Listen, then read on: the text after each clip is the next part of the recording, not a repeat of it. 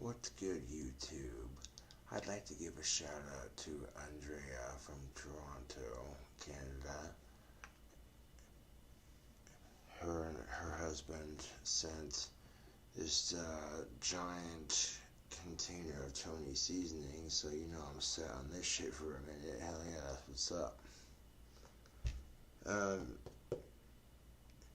a little bit of Tony seasoning adds flavor to anything you're cooking. I use it mostly when I'm cooking meat. You know, I'm cooking a burger, I'll sprinkle a little bit of Tony's on there. You know what I'm saying? So that's what's up. Thank you for that. Like I said in my last video, this is a big old son of a bitch. And I tell you, there's a logo. I'm not sponsored. Just showing what was sent. Now I want to go put this back in the kitchen, and I'll return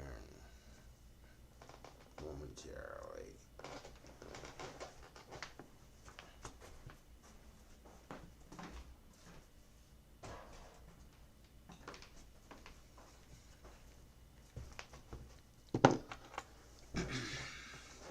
Now I had some black velvet mixed with Mountain Dew earlier, and that was pretty good. That was given to me by a friend of mine, and there was just enough Mountain Dew mixed with it that you couldn't taste the burn. All you could taste was the whiskey and the Mountain Dew mixed beautifully, if I do say so myself. But black velvet is nothing to fuck around with now. That shall get you drunk as fuck. Not to mention the 40 that I had earlier. Yeah.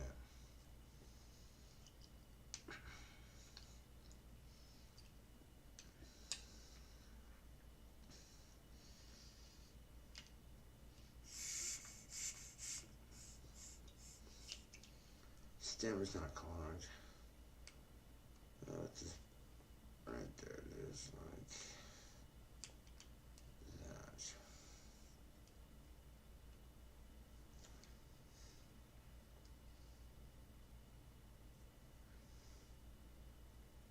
So, homeboy Scotty tried adopting Blue, and,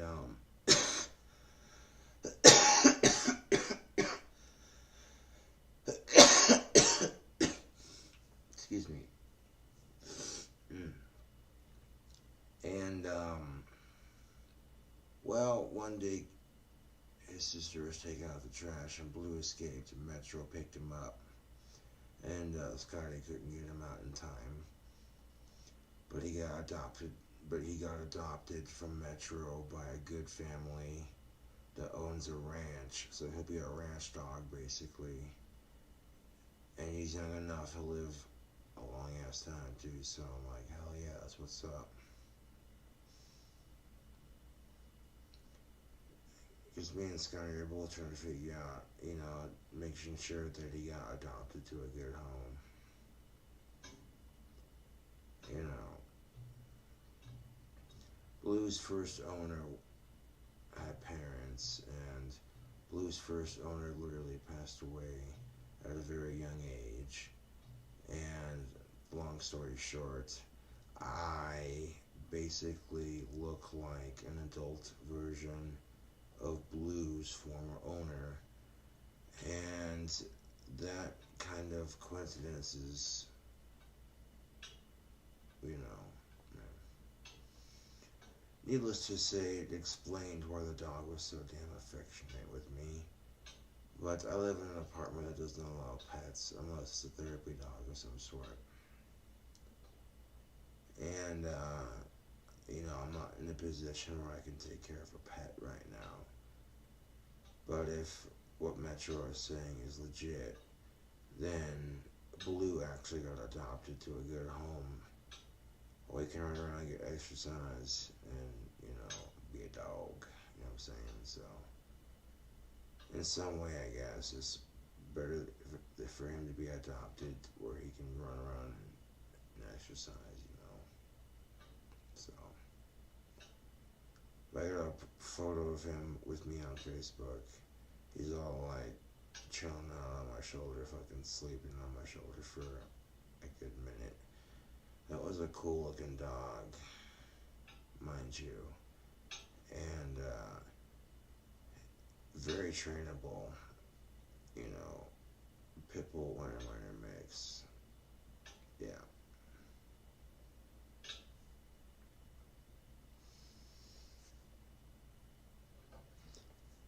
Which is a big ass dog. Now, if I were to get a therapy dog, I'd probably get something that's a little bit smaller, you know, like a floppy eared basset hound or some shit like that.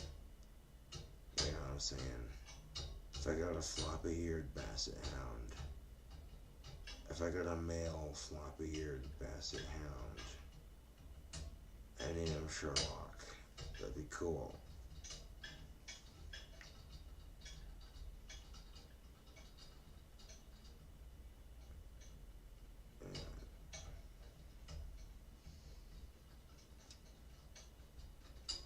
Now, my dog Chance, when he was alive, he would take his paw out and he would pat my arm affectionately whenever I saw him. And about a week after he passed away, I'm just chilling in the apartment, and I feel a ghostly paw pat me on my arm right here. I'm just sitting here like this, and I feel the arm of my dead dog Chance pat me on the arm, and I'm like, damn, dude. And then about 4 minutes after that, the apartment stank of wet dog hair for about 4 hours or so, or more, and then it disappeared. Like, you know, when it's your dead dog trying to tell you he's in a better place, you know. Like, how else do you explain feeling the ghostly paw of your deceased dog, and then out of nowhere the apartment just smells of wet dog hair, straight up wet dog hair. And that kind of experience is very powerful, YouTube. It shows me that there's an afterlife. Now, some of you might think I'm crazy for believing it, but it's a story I thought I'd share with you. Coincidentally enough, I have my dead dog Chance's collar hanging up on my apartment wall. And his ashes are cremated, and as far as I know, they're in a hutch, kept safely, you know. I don't know. We're not sure what to do with them. Right now, they're kind of just sitting in the hutch, you know. But, that's not the first time I've had a ghostly encounter with deceased pets.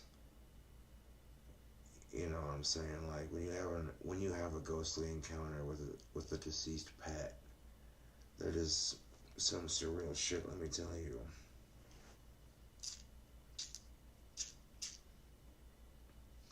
The human mind is an interesting thing, though, YouTube. When you're grieving for the loss of someone you cared about, sometimes they appear in your dreams to let you know they're in a better place. And that when something like that does happen, you know, people talk about it. It's like, that's crazy shit, you know. Yeah. Well, I managed to get my iTunes situated to where I can actually download music on my computer, and I downloaded some more music. The computer didn't transfer all my library from before, but if it doesn't completely transfer it, you know, I can always build it back up with, you know what I'm saying? iTunes gift cards are easy as fuck to put onto your account. They got this feature where you can use the camera on your phone / and or computer, and you can scan the code instead of typing it in. And if it reads it properly, you can redeem shit really easily. And redeeming gift cards on iTunes is a great way to support musicians that you like, you know, if you can have access to it. If you can get access to iTunes, you know what I'm saying. If you can't, I understand that, you know what I'm saying. Then it's what I'm getting at is it's always good to make sure you pay for the music that you download, unless the artist themselves makes it free to download. Because I think that if you're not gonna pay the artist the money they earned for their music, that's horseshit, man. That's fucking horseshit. And I've heard that my music that I've made is catchy enough that people pirated it and spread it all over the internet, kind of. And some people have even made comments, how is this even music? It's just a collection of noises. Man. I had a problem with musical typing earlier trying to work on my newest album. And so I plug in this keyboard that has a piano keyboard on it into the back of my computer. GarageBand registers it, and it makes creating music in GarageBand so much easier. So much easier. And working on the first song in GarageBand for my newest album, it's coming together quite nicely. I want to add a nice little drum beat to it and then upload it to my iTunes collection. And once the entire album's done, more than likely, if I don't have the money to upload it to TuneCore, I'll upload it to Bandcamp. Yeah. Yeah. Yeah.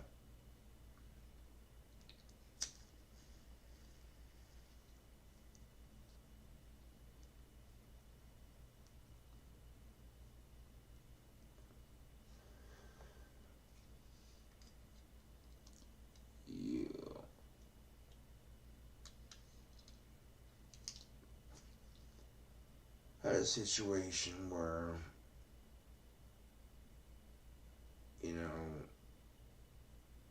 me and my job coach came to a mutual agreement that a certain person wasn't going to hire me.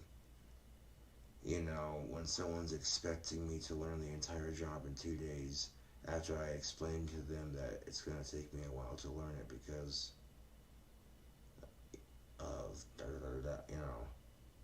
When you have Asperger's, it does take you a while to learn a new setting, but once I learn it, I'm a loyal as fuck, steady-paced worker, and I do my best to make sure I'm on time for the job, you know. And that kind of dependability is what a lot of employees look for, or employers, whichever you want to call it. And most people wouldn't think that because of the spikes and the fucking long ass hair, you know, but it is what it is. Instead of wasting 2 weeks on a trial that I know I'm not going to get hired for on the job for, that could be time I could be using to find a job where I'll actually excel much better at, you know.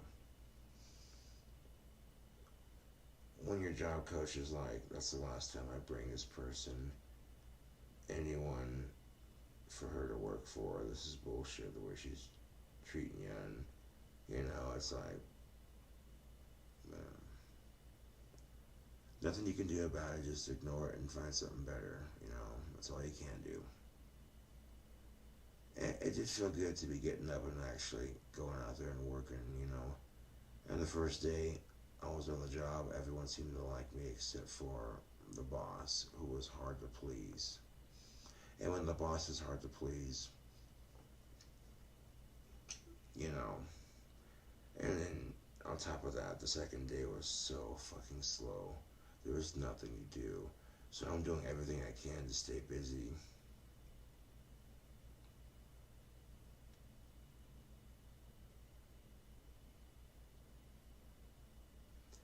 And we had this coffee table that rolled on wheels.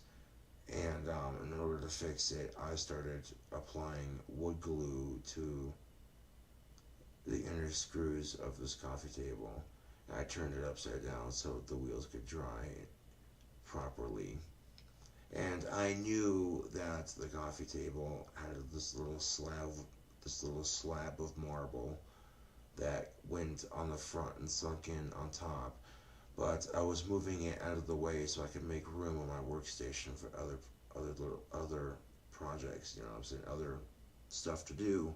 You know, and when I was making room for other stuff to do, I was going to set the marble slab underneath the coffee table while the wheels dried, and their wood screwed places, you know. And I was trying to fix it, and the boss comes over. Oh, no, no, no, no, no, no, no, no, no, no, no, no, no, no, no. That's not how the coffee table works. And she flips it over, and one of the wheels falls out. And there's 4 wheels with glue in them trying to dry on the bottom. And all I could say was, there's glue on the bottom of it. I was trying to explain to her that I'm trying to fix it. I know that that's not how the coffee table is set up, but she wasn't getting it, and I think it was a miscommunication, and that was on the second day. Everyone else that I worked with seemed to really like me, but I'm not going to work for a boss that's hard to please. That's extra stress in my life that I don't need. And it sucks because subconsciously I was willing to put up with it just for the sake of having a job. But then, based off the way my job coach was acting when she was talking to the boss in question, and based off of how I was feeling, it was like a mutual agreement sort of thing. I'm a steady-paced worker. I'm not a fast-paced worker. Quite often, if you're in a hurry to get shit done, you might make a mistake, and when you make a mistake, you gotta redo it.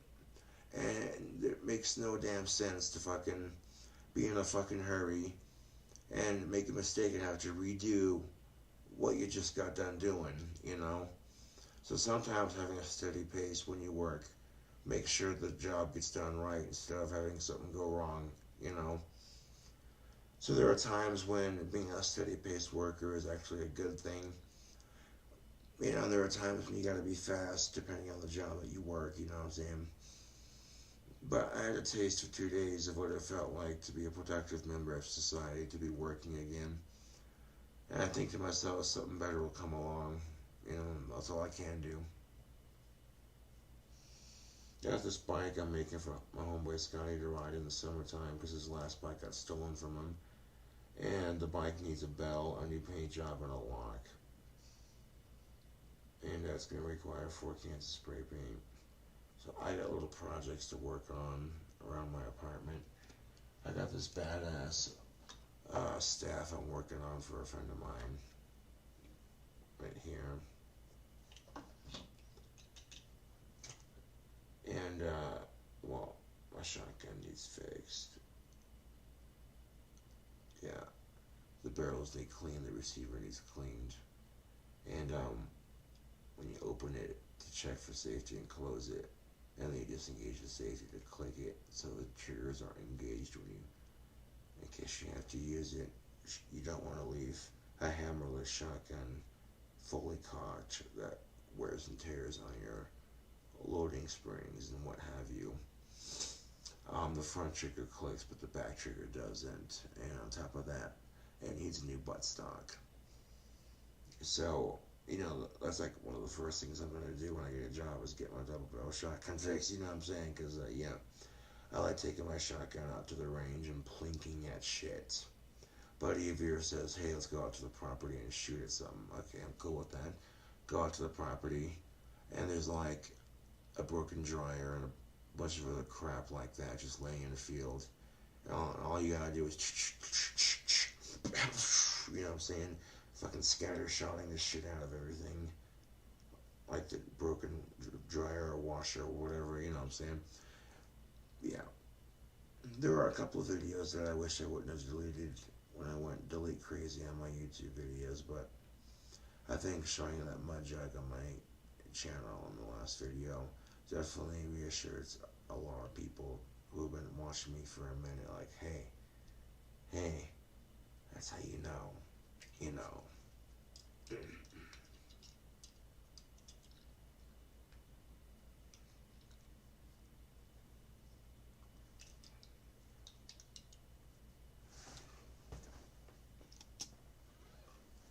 I reckon if I pay like $109 plus shipping, I could buy a new wooden stock buttstock for my Stoker side-by-side 12 gauge coach gun. And it needs some cleaning done, a little bit of a cleaning and a new buttstock and screwed back into place, and it would shoot just fine. So it's very basic and very minor repairs, and I've had the shotgun for a couple of years now. So that's bound to happen when, you know, my biggest mistake was closing the double barrel with one hand like they do in the movies. That caused the hairline crack to appear in the original stock. And yeah, close that thing with both hands. This ain't the movies.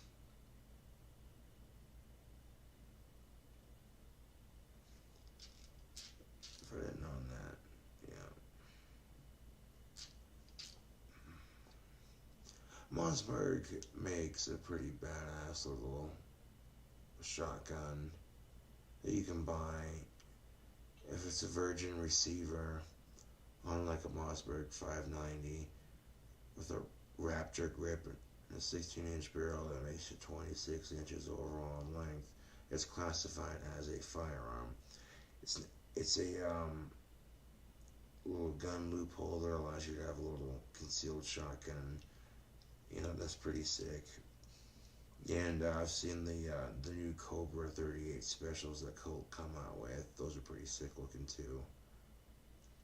I know Colt also made a Colt King Cobra 357 Magnum. That's a sexy gun, I tell you what. Oh, double action revolver. Oh. But I'm not really going to purchase another gun until I get the one I already have fixed. And yeah, I've shot 12 gauges before. They kick a son of a bitch, let me tell you, they do kick. There's been times I come back from the shooting range and my arm right here is just bruised from the gun, just, you know what I'm saying? Because that shit kicks, you know what I'm saying? And when you're shooting a gun or a rifle of any kind that kicks, you're going to want to hold it between your pectoral muscle and your bicep right here, like right there in that pocket of your armpit right there. You want to, don't hold your arm out when you're shooting the gun like that, because I see a lot of people doing this number, and if that gun kicks and it slips, you're going to break your fucking arm. So when you're going to shoot a gun that kicks, like a 12 gauge for instance, you want to tuck your arm in so you have a nice little cushion right here between your pectoral muscle and your bicep right here. You know what I'm saying? Yeah. But as far as home defense goes, I'm not tripping out about it. I got a nice little BB gun that I modified the stock on. That was the little project I was working on. And chopping the stock on your BB gun is perfectly legal. You don't have to have a tax permit or a tax stamp or whatever for that. Walmart was selling these they weren't Daisies BB guns, actually.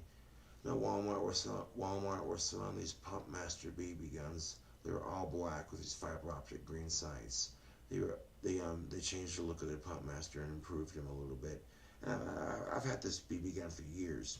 This thing fucking kicks ass. Multiple pump BB gun, you know what I'm saying? It's fun to plink with too. I could pump that son of a bitch up 100 times, and I guarantee you, pick somebody off of that distance with it. You know what I'm saying?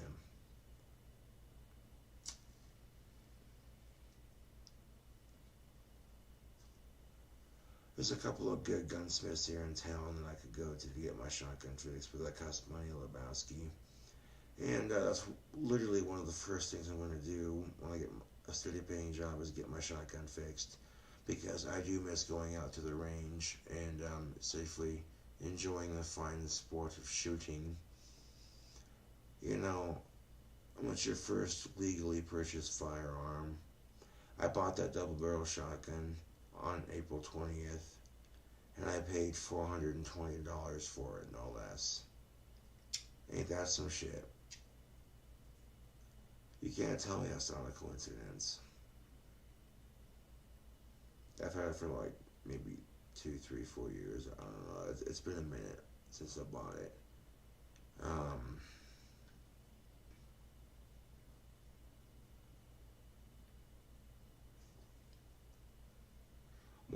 exactly, if worse comes to worse, I know I could take it back to the gun store that sold it to me, disassembled in the box, and be like, hey, could you send this to Stoker Industries to fix it, and then pay the money to ship it to and from Casper and everything, and have them restored to original, you know, that'd be sick.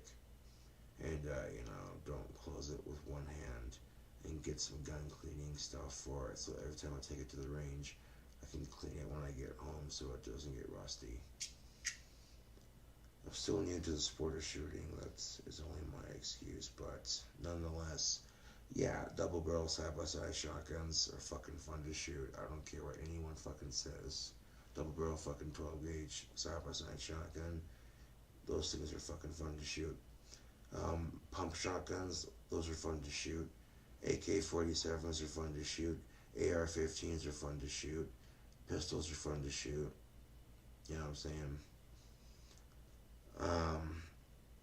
I had a video on my YouTube of me shooting an AK-47 and my double barrel shotgun in the same video. And it got deleted. I was like, oh. My buddy's AK-47 jammed up, and we were able to fix it on camera, show you how that works, kind of thing. And it's cold as fuck. We're out in the middle of fucking nowhere, and cold ass Wyoming weather, winds blowing in our fucking face, and we're like, yeah, shooting video. Yeah.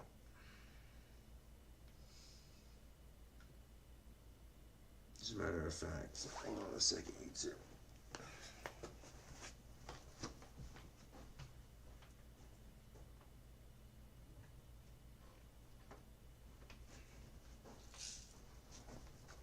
This be the BB gun I'm talking about right here.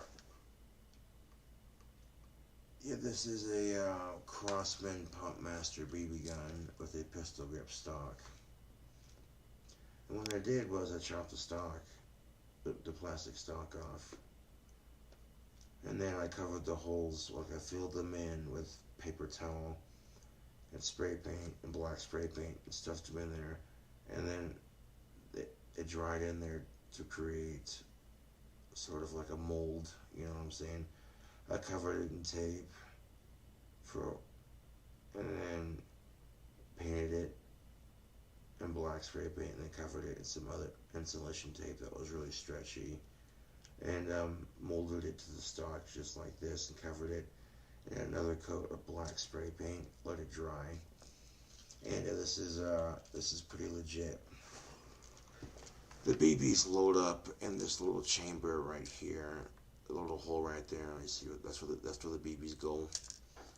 And the chamber right here fills up when I take this little switch right here, and make sure when I pull it back like that,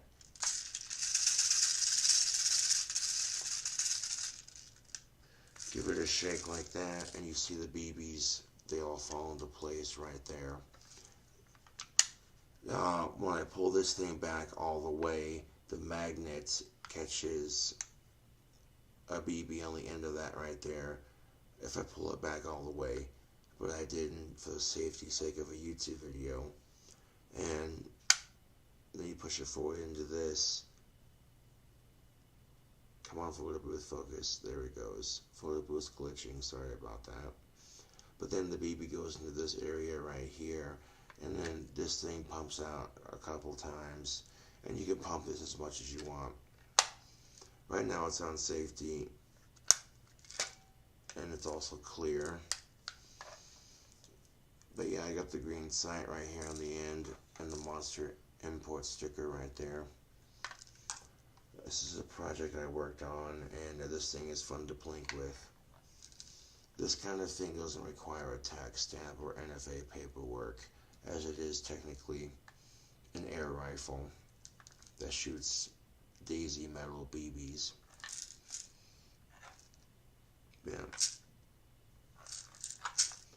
I've had this BB gun for a number of years, and it could be worse. It's better than having nothing, you know. So even if my double barrel shotgun is busted up, 4 or 5, 6 pumps at a close distance could more than likely bust someone's eye out, and it wouldn't take me long to do that either. Just, you know what I'm saying? So, and I keep the gun full of BBs if I have to use it, but I don't keep it actually loaded unless I'm actually plinking with it or home defense, you know. And yeah, the barrel on it was already short to begin with. This is a pretty fun little gun to plink with. And the mixture of the paint and the tape layers basically dried. When you mix paint and certain tape, it creates an adhesive because of the chemical reaction when you add spray paint to tape. And when it dries, it's literally, when it dried, it was like as hard as cement. And this is a nice comfortable grip too, you know what I'm saying? So yeah.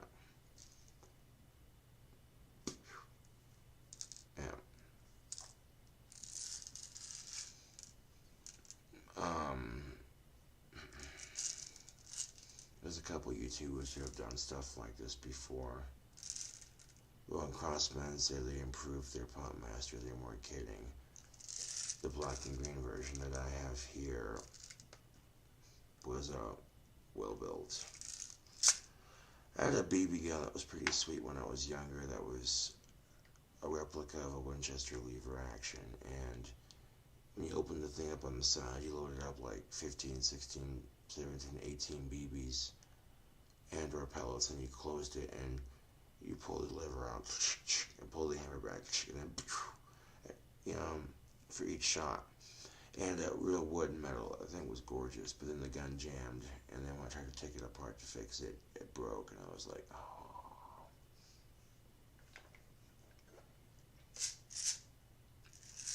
Yeah. And you know, if you weren't in an airsoft fight, they would look at this and they'd be like, oh, hell no. Even if you said, oh, I only do 2 pump max, they'll be like, oh, hell no, This thing does not require CO2 at all. The magnet catches the BB on this receiver right here and goes into here, and then, you know, this goes out like that. It goes out all the way to like here, like that, you know what I'm saying?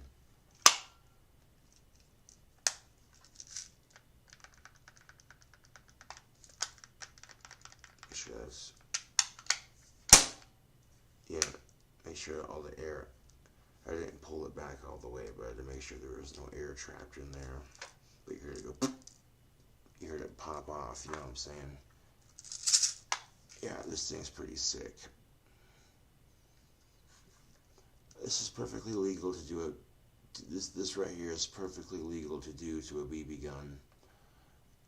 But some states may require you to be 18 years of age or older to purchase something like this. But yeah, it's basically a little Mad Max style multi-pump BB gun. And that green sight on the end is pretty sick. And then you got the sight right here that you line it up with. You know what I'm saying? Right there.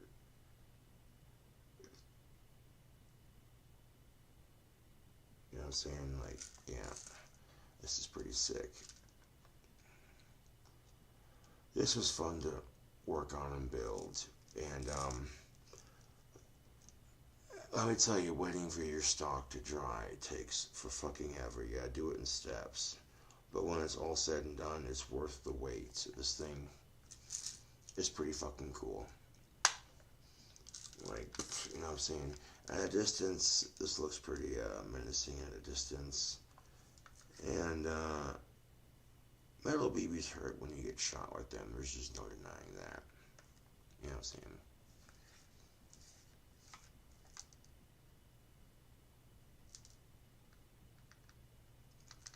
It's on safety. There's no air in it, and there's no BB in it. But yeah, I gotta show this off on camera a little bit, because I did make a video on my channel before I deleted all my videos about this and making this. And yeah,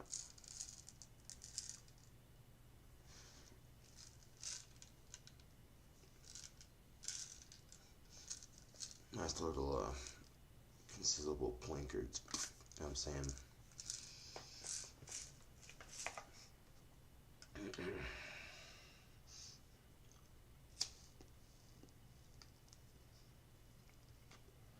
Guns aren't the problem, people are the problem. Guns were invented by humans to begin with, so it seems kind of unfair to blame the creation of humans, the humans have created, on something that, you know what I'm saying? A lot of people get tired of hearing about how guns don't kill people, people kill people. A lot of people hate that expression. But it's the fucking truth. Humans are the ones that invented guns in the first place. Nobody complains when an AR-15 is being used to kill a terrorist by the U.S. military, but as soon as an AR-15 is used to pull a mass shooting, everyone's like, oh, AR-15s are real, you know. And the last shooting that we witnessed in this country, like 4 people. The dude who did it, his ex-wife, some kid, this other kid, and the other kid survived, thankfully. That's the silver lining. But goddamn it, dude, I'm so sick and tired of mass shootings in our country. Fuck that noise, man. They make guns look bad and innocent lives are taken. That's bullshit. And if guns were truly the problem, you'd know about it. Just think of how gun-obsessed America is. Seriously, think about that for a second, YouTube. You know, and the silver lining to this whole fiasco really is, at least we haven't had a mass shooting in a minute. If we could stop the mass shootings, that'd be great. You want to use your gun for a home defense situation, you want to take your gun out to the range, you want to use your gun to hunt, that's all fine and dandy. But using your gun to pull a mass shooting, fuck that bullshit. Fuck that bullshit.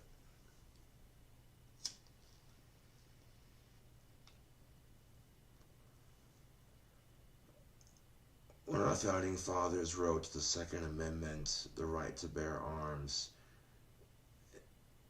they didn't say the right to bear arms irresponsibly. If that's even a word, irresponsibly. Yeah.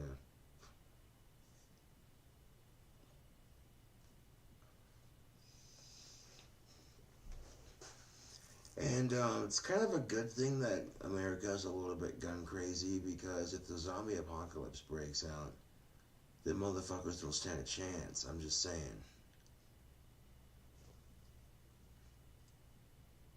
If fucking zombies get to the Wyoming borderline, everyone pulls out their fucking guns, and the zombie apocalypse just ends right there. Huh. Welcome to Wyoming, consider everybody armed and dangerous. That bumper sticker is so fucking awesome.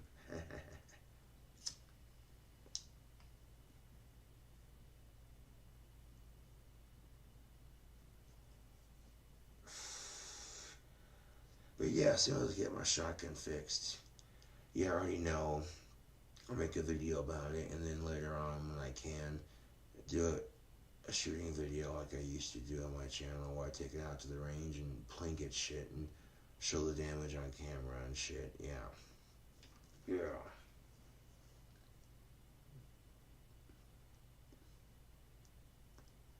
It's only a matter of time before it gets fixed. And the bastard who pulled that last mass shooting used a revolver, case in point, Your Honor. Now, revolvers are not evil guns. No gun is truly evil. But you're caught on a double-edged sword here, because a lot of people who have had their lives saved from a gun,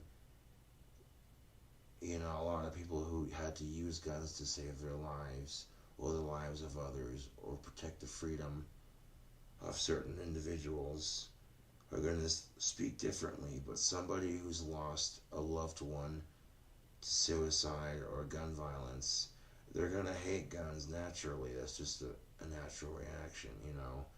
And when you try to argue this kind of thing, both sides tend to have fair points, you know, and it's like, god damn it, dude. You don't want to be cut in the middle. You don't want to be caught in the middle of that fucking argument, you know. Because nobody bitches when a cop uses a gun to protect the freedom of citizens. You know, Hashtag fuck violence against cops. Hashtag fuck police brutality. Hashtag fuck mass shootings. Hashtag fuck gun violence. Hashtag fuck ISIS. I would say things like that as I'm popping off rounds of my double barrel shotgun, plinking the shit out of that broken washing machine, just for sheer kicks and grins, you know. And then I did an Elmer Fudd impersonation that was quite funny. I was like, shh, be very, very quiet. We're hunting for pedos. Ha ha ha. Took 2 more shots, broke it open, pulled the shells out. I'm like, hey, this is kind of fun. By the time I got done shooting the gun a couple times, and it's lasted me a minute, but this shoulder right here has been bruised many a times from shooting. Shooter shoulder is always so much fun. But if you're gonna go out shooting, YouTube, might I recommend something? If I can find what I'm looking for. Yes. Right here I have ear protection. I bought these at Sportsman's Warehouse. These are reusable earplugs. So if you're gonna shoot a rifle or a shotgun of any kind, I can literally stick them in my ears just like that. You know, it blocks out the sound of the gun firing, but it allows me to still communicate with people on the range safely. It's one of those new age headphones things. I'm gonna show the label of it here. Right there. Okay. Actually, if I turn it this way, yeah. Okay. Oh, that's upside down. Damn it. Okay, so maybe it is this way. Yeah. If you get a chance to get a hold of these, I paid like 15, 16, maybe $25 at the most for headphones like these. Reusable earplugs are always good, but then you're wasting money buying new ones when you get yourself a pair of ear protection, so when you're going out shooting, you can keep your ears safe from the damage of the shock wave of the sound of the shotgun and or rifle blast. Which first time I ever shot a gun, my fucking ears were ringing like crazy for the next couple of days. And I'm like, you know, if I lost my hearing, then I would be like Beethoven, but no, for real though, I was like, I don't want to lose my hearing, so, gun safety is so much more than just checking the gun. You also want to keep your hearing safe too. Now, if you're in a situation where you have to carry your gun in the line of duty, and you may not be able to have your protection, that's just the nature of it, Now, there's at least 100 studies that say cannabis cures cancer. And a lot of cops and firemen and women that saved lives. A lot of... No, Siri, no. A lot of brave firefighters and cops that risked their lives to save people on 9/11. A lot of those people got cancer from the fumes of the building crumbling around them as they struggled to save a couple people and make it out alive. So if anything, if marijuana does treat cancer, they should be allowed to smoke it. That's what I'm saying. But I see this story on the news of this fucking prick who rapes this college girl behind a dumpster at a college, and he doesn't get shit for prison time, but then this war veteran gets caught growing pot in his backyard, and he gets more prison time than some young punk raping some chick behind a dumpster. Oh, that pissed me off, YouTube. I'm like, where's the fucking justice in that?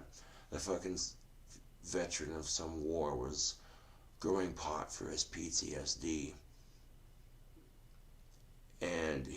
And that veteran got more prison time than the douchebag who raped that chick behind the dumpster at some college. Like, are you kidding me?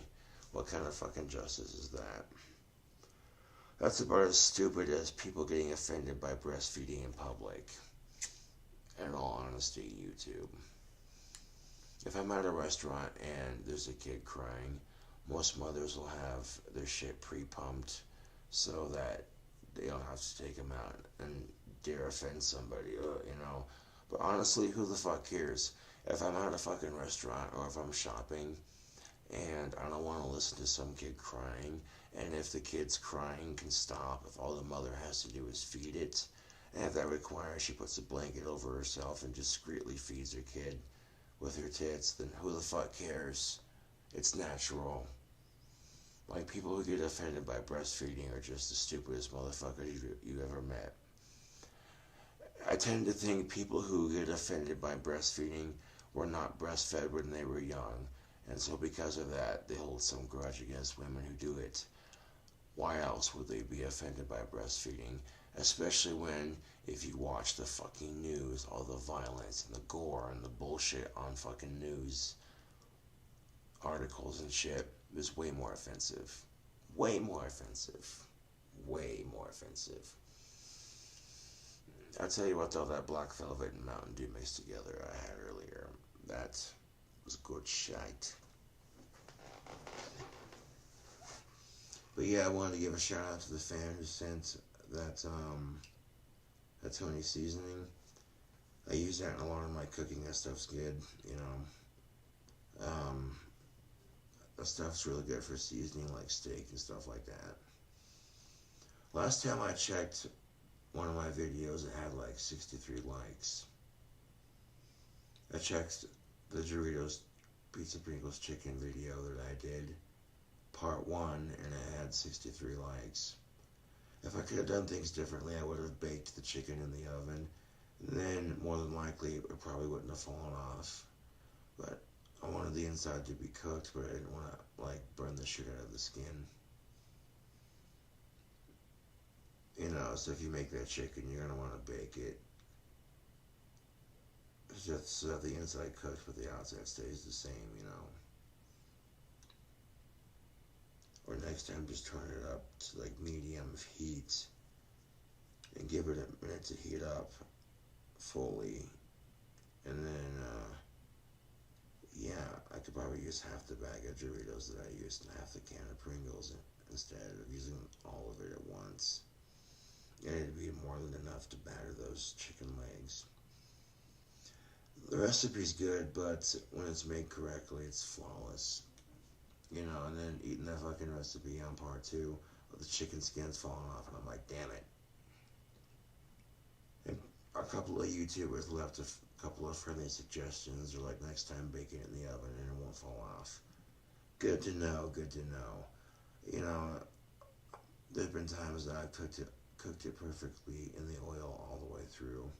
I didn't have to microwave it or anything, and it came out so good. And it's like, okay, you know, dank ass recipes like that deserve to be shared.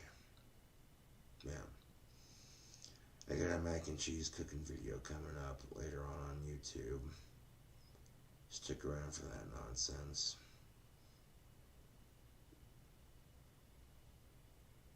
We're gonna make sure my kitchen's clean just because I gotta keep it clean because that's how I roll. But also because if I'm filming a cooking video, you know, my kitchen's gotta be somewhat legit. So it's, you know, I may be a bachelor with autism, but that's no excuse to have a dirty ass kitchen. You know what I'm saying? Because a lot of the comments that I got on my older cooking videos, oh, your nails look disgusting, blah blah blah. When I made the deep fried avocado video, I didn't realize I had a booger hanging out of my fucking nose, and when I caught that on camera, I'm like, oh, damn it. And I deleted the video because of that reason. If I had known before I filmed the video, I would have gotten rid of it and then been like, what up, YouTube? This is how you make deep fried avocado slices. And it would have been more legit, but, you know, sometimes you don't realize shit when you're in a hurry to make videos. There and again lies my point of what I said earlier. If you're in a hurry to get shit done, sometimes you gotta slow down, be steady paced with it. You know, measure twice, cut once. You know, if you're in a hurry to measure once, you end up cutting twice, or having to redo the whole thing. You know, and that doesn't do anybody any good.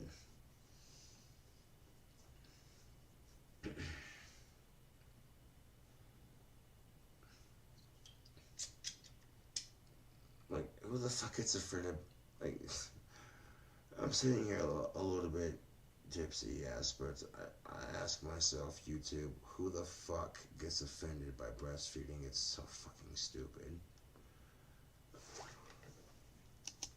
And you think when people get offended by breastfeeding, it's annoying. Oh, it gets worse when total strangers walk up to you and tell you how to raise your kid. And if your kid is in a happy home where they are fed, they have clothes on their back, and they are taken care of, and everything's good and groovy, like fucking mind your own fucking business. Oh yeah, there are people who feel the need to come up to somebody and say, "Oh, I don't like what your kid's wearing. That's not how you should dress your kid." And when I hear about this kind of shit happening, it aggravates the piss out of me. Especially if the kid in question is almost 12 years old and the dresses she's wearing are practically down to her fucking ankles. And when she wears pants, she gets shit for it. When she wears dresses that are practically down to her fucking ankles, she gets shit for it. And it's like, really, people, how about you just shut the fuck up? Like, I don't know what compels people to open their fucking mouth, but you have to ask yourself, what if it was your kid and you were out in public and someone just randomly walked up to you and felt the need to tell you how to raise your kid when you know full and well that your kid's taken care of? How the fuck would you feel if someone comes up to you in public and tells you how to raise your kid when you know that your kid's taken care of? Wouldn't that aggravate the piss out of you? You'd be like, excuse me, do I know you? Okay, then no, I don't. Well, shit. You know, before you act, you have to ask yourself, how would the other person feel? It's not that complicated. You know, and that's just, yeah, what I gotta say on that issue right there. Like, this is fucking stupid. I'll give you a hypothetical, YouTube. I don't plan on having kids in the near future, but if I did, and they saw their dad wearing a spiked collar, and they said, well, can I wear one? I want to wear a collar. I'll get you one without spikes, because these are sharp, and I don't want you poking yourself. And if they're cool with that, I'm like, okay, cool, you know. And if someone says shit about it, I'm like, hey, my kid's expressing themselves. You got a problem with it? You can talk to me about it. Like, what's the issue here? You know, they want to be cool with your dad. You got a problem with it? You know what I'm saying? But like I said, I don't plan on having kids. But if that came down to it, that's how I'd play it out, like straight up. I'm like, that's bullshit, YouTube. A lot of guys are eager to get pussy, but if you fuck up and get a girl pregnant, you have to own up to your mistake. I get so sick and tired of guys getting girls pregnant and then just walking out and be like, nope, not my problem. Like, excuse me, dude. When you make a mistake, you own up to it, you know. You may not fucking like it, and the next 18 years of your life are going to be long and insane, but there you go. You know, when you make a mistake, you own up to it, you know. But when guys do douchebag shit like that, it makes my sex look bad. You know what I'm saying? It makes guys look bad. You know, it makes a lot of chicks be like, they're not gonna trust guys and shit when they act like that. And it's like, damn, dude. And you know, it's the same argument when guys and girls treat each other like shit. It ruins the dating game for everyone. That is just truth in a fucking nutshell. Yeah. A lot of girls are like, oh, I want to meet a nice guy, but you know, they friend zone every nice guy they meet, and then they try to change every asshole they meet, and when it doesn't work, oh, they're pissed. A lot of guys are like, man, I want to meet a sturdy girl. I'm tired of getting my money taken. But then they fall for that gold digger bat in their eyes, and it's like, damn it, people. The dating scene doesn't have to suck this hard. But I always wondered, you know, domestic violence is fucked up. I don't care what sex you are. Fuck that noise, man. What would it be like if a guy who abuses women meets a girl who abuses guys physically? That's something I have to wonder, because or they hate each other, or like they start beating each other up and then it turns into some wild kinky sex. I don't fucking know. That's something to think about, isn't it? You know, and double standards are a bitch. Women didn't have rights for a long ass time, but now they're starting to get rights, which is a good thing. And I think women should have the same rights as men. That's just how I see it. You know, but at the same time, when a woman fights off her domestic abuser, she's considered brave and all that. But if a male is abused by a female physically and he fights her off, well, how dare he? He's a monster, you know. And a lot of guys are afraid to come forward with being domestically abused by females because they're afraid of being ridiculed by society's chauvinistic views. And it sucks, but here's the thing, Slick. If you can get a restraining order and get that crazy ass bitch out of your life, that's much better than hating her. But if your life is in fucking danger, then you should have the right to shove somebody off. And that goes for both sexes, in my opinion. And if you're going to, if men get caught up in domestic abuse charges and their punishment is severe, then the punishment for women who also domestically abuse men should be equally as severe as a man's punishment. You know what I'm saying? Because that's not fair to fucking, okay, let's say a domestic abuse charge gets one dude like 5 to 6 years, but then like in one state, the woman gets caught up with a charge like that, and she gets like maybe 2 to 3 years. That's not right. You know what I'm saying? Like, humans should have the right to self-defense. That's just the way I see it. And if you don't agree with me, that's cool. It's YouTube. We're all allowed to have our own opinions. But, like I said, mass shootings give guns a bad name and give gun owners a bad name, and innocent lives are lost.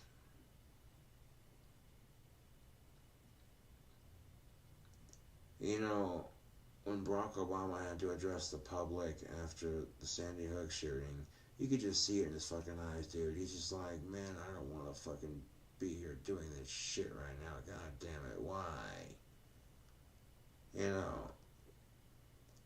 Like, that's fucking bullshit, man.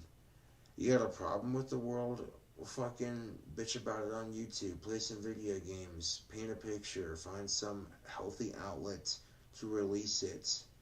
Pulling a mass shooting is not the answer. If you're getting bullied or picked on, fuck suicide and fuck mass shootings, man. You know what I'm saying? And if you're having a bad fucking day, if you're old enough to drink, have a couple beers and get over it. You know what I'm saying? Like, for real, this is bullshit. You know.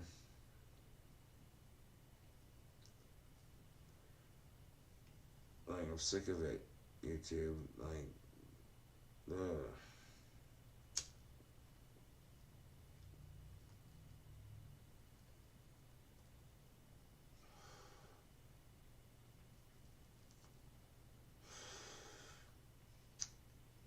That cherry pie tobacco is quite delicious.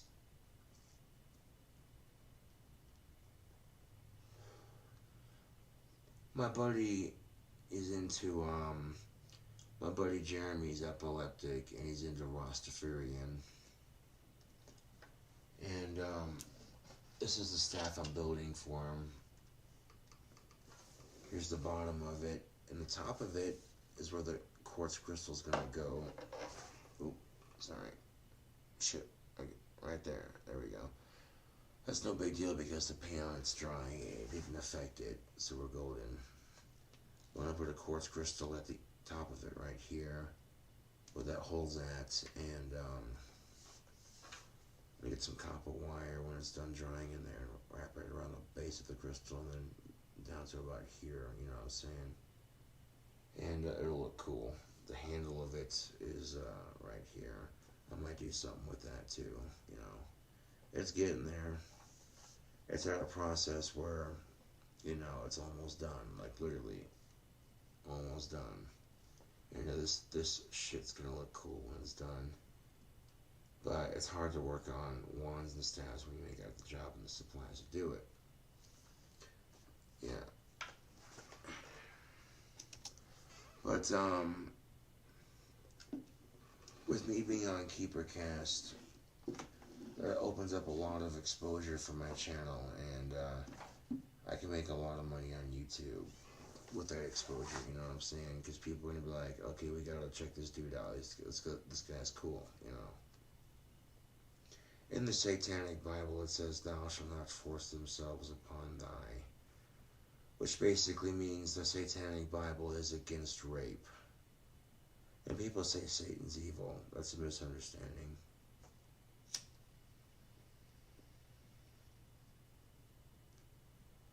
Christians who are against witchcraft, but they believe in Jesus Christ, who they say supposedly rose from the dead, which sounds like necromancy. Oh, edgy. Did you know that Jesus Christ had the best hands for masturbation? They called it His Holiness. Is that what they meant? Is that what they meant by His second coming? Oh, He raptured all over a nun's face. That was horrible, but that's why it was funny. If I told that joke at a comedy club and there were a couple of Christians, he'd be like, boo, that joke's offensive. If there were like Christians and Catholics in the crowd, they'd be like, boo, that's offensive. How about cry me a river, build me a bridge and get over it, Noah, jeez. Oh, oh, oh.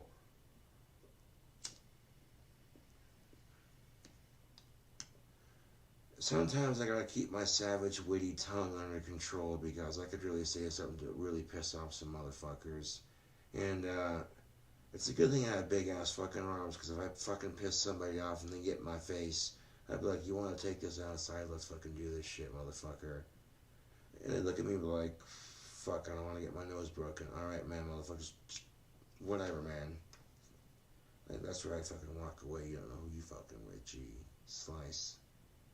Because I cut and dice you in this rhyme to a lyrical time, like a lemon in a lamb. Because you're acting sour while I devour you in this rap and take a shit and crap all over your style. Motherfucker, you say I suck at rap. You're just in denial. I got your corpse fucking chopped up floating down the Nile, fed you to crocodiles and piranhas.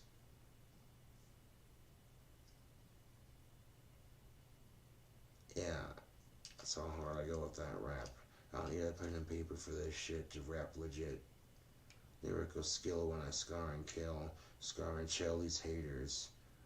Saying fuck these haters when I bust a rap, and then I'm like deuces and then laters.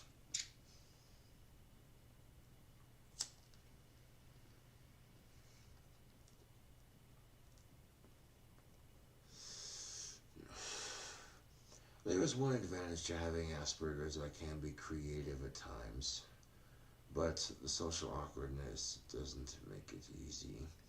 It could be worse. I got friends who are epileptic, you know, and that really puts things in perspective. Homeboy Scotty's legally blind. And I got two friends that are epileptic, Jeremy and Alex, you know. And it's like, it puts things into perspective, man. You think, oh, your shit sucks, boo-hoo. You know, there's always somebody out there who's got it worse than you do.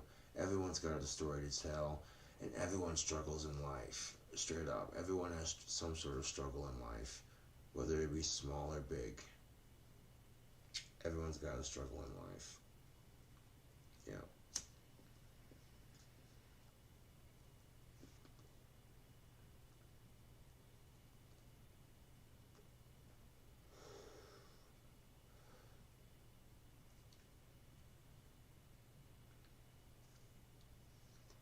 Yeah, I get drunk and I get on my little tyrant there, and yeah, I gotta see what I gotta say. And that's good, you know, because I've deleted all my videos, and it also produces more content for my fucking channel, doesn't it? Yes, it does. Yeah, people get drunk and do stupid shit, you know, under certain circumstances. If they weren't my homie, I'd fucking deck them in the face for the shit they were pulling, but I'm like, you realize that people get drunk and they do stupid shit, you know. Leave it at that. Yeah.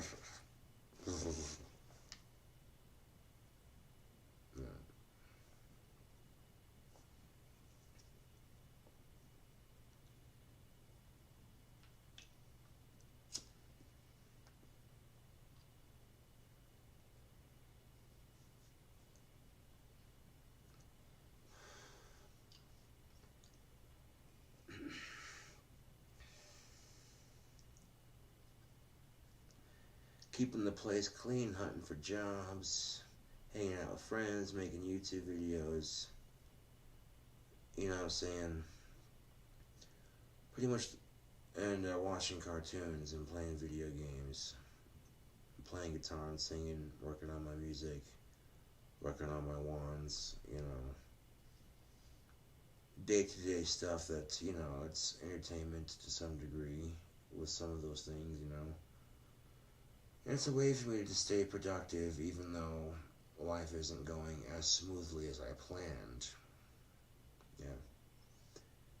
Wendy's not only fired me because of false customer complaints, but when they remodeled the store I worked at or used to work at, they no longer needed a lobby attendant. So basically, the cashier comes out and cleans the lobby when he or she can. That's how you want to do things, you know. But me personally, if I had my own fast food restaurant, I would pay somebody to clean the lobby so that when customers come in, they automatically, boom, every time they come in, have a clean place to sit down and eat, you know. But I'm not in charge of that gig, so it's whatever, you know. But I put in 4 loyal years to that company, you know. And my clock-in number was 4. I worked at Wendy's for 4 years, and my clock-in number was 4. For 3 years, but in the 4th year I was there, they changed the clock-in system. You entered the last 4 digits of your social security number, and it saved you into the computer. So when you log in, you have to scan your thumbprint. It was like working for the CIA, the Cheeseburgers Initiative Associates. Just kidding. No, but seriously, that's how it played out, though, and I was like, damn. Uh,